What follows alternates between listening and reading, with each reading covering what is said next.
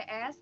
Perkenalkan, nama saya Fitriani. Di video kali ini saya berada di Sanggar Lingkungan Hidup Cirebon bersama Kang Adi.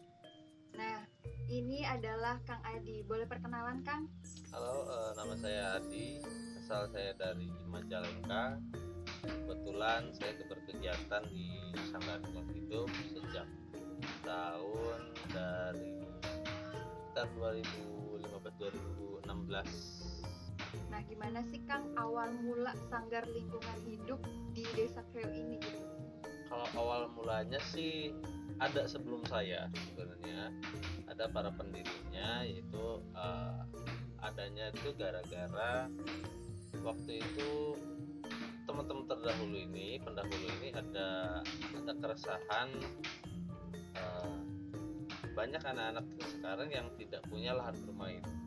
Satu itu, terus dan satu lagi ada yang bercita-cita ingin menjadikan tempat ini, tadinya awalnya itu Museum Rongsok Indonesia.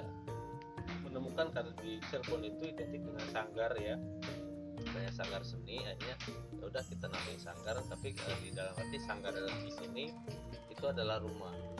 Nah, kayak gitu ya teman-teman. Nah, untuk kegiatannya sendiri apa aja nih Kang yang ada di Sanggar Lingkungan Hidup? Mungkin di luar lingkungan misalkan kayak seni mungkin Kang ada atau apa?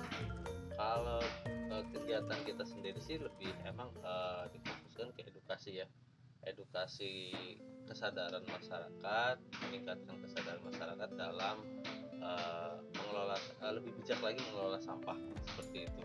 Tapi di kegiatan lain pun kita sering kolaborasi dengan teman-teman komunitas lain itu dalam event festival seni budaya sosial banyak gitu, sering. Nah, untuk di masyarakatnya sendiri ya kegiatannya paling kita hanya mengajak perlahan sedikit demi sedikit, karena kita nggak bisa sebiarpun selama ini sanggar berdiri untuk dampak masyarakat tuh yang mungkin tetap sulit ya, karena kesadaran itu nggak bisa dipaksa.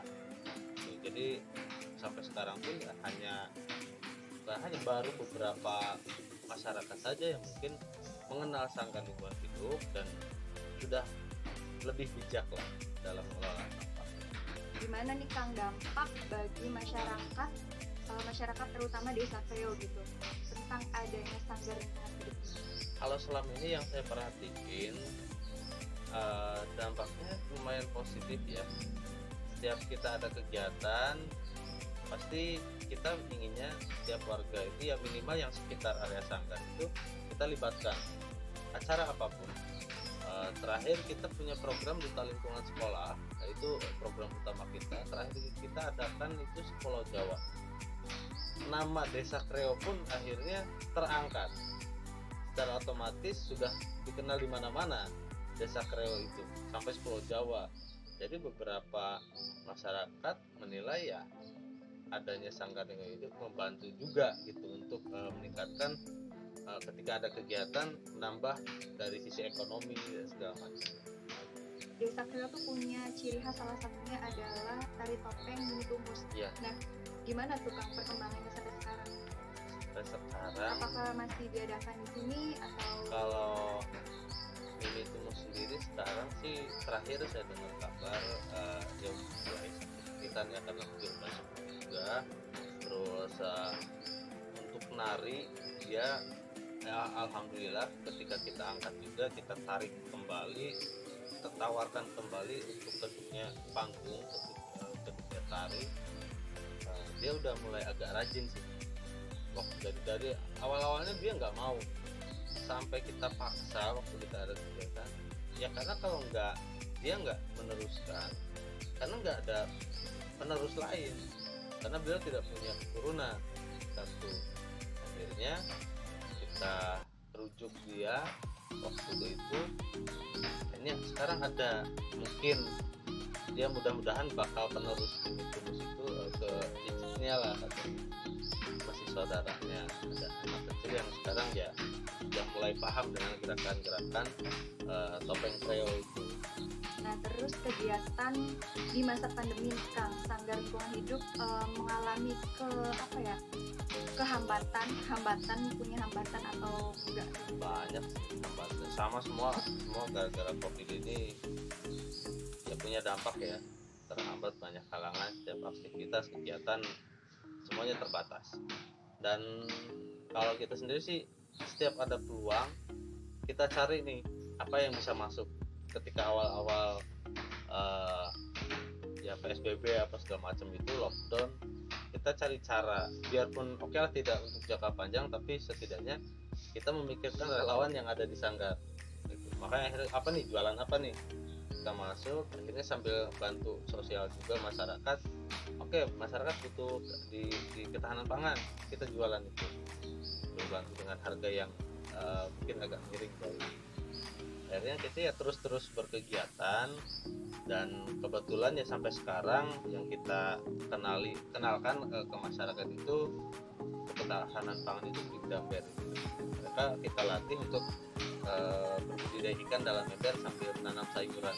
Nah ya sekarang kan lagi booming kan, jadi kita sambil arahin mereka, latih mereka, dan adapun kita sondikan ke beberapa instansi CSR agar untuk membantu masyarakat sekitar. Jadi mereka yang mendanai itu gitu, dan kita bagikan ke masyarakat. Seperti itu.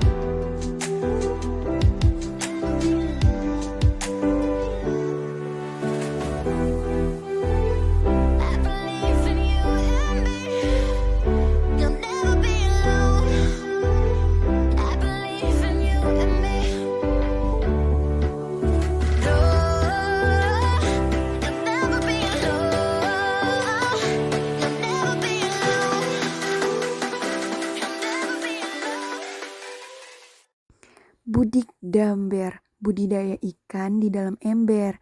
Jadi selain ada ikan, di atasnya juga dikasih tanaman. Keren banget kan?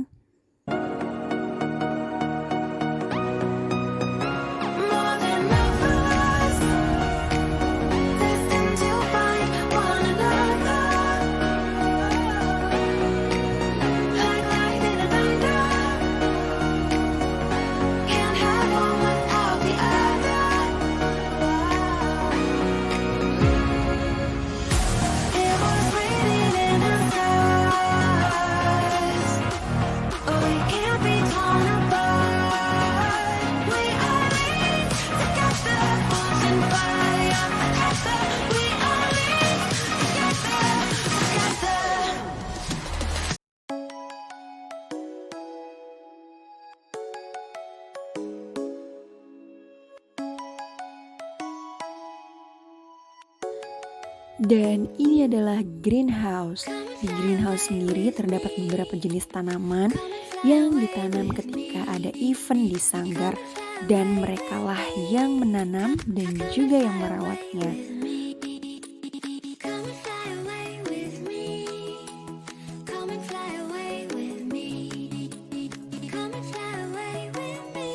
Dan ini cairan untuk pembuatan campuran pupuk kompos.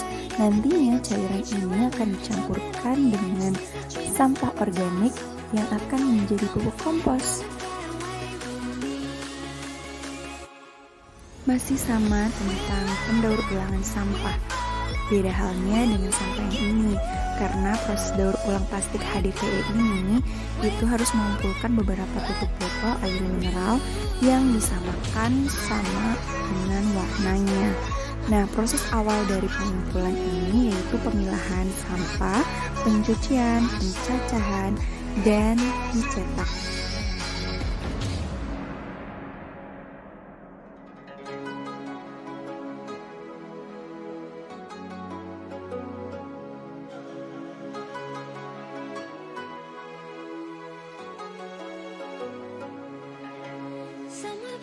Nah, ini adalah contoh beberapa hasil dari plastik HDPE yang sudah dilelehkan dan dicetak.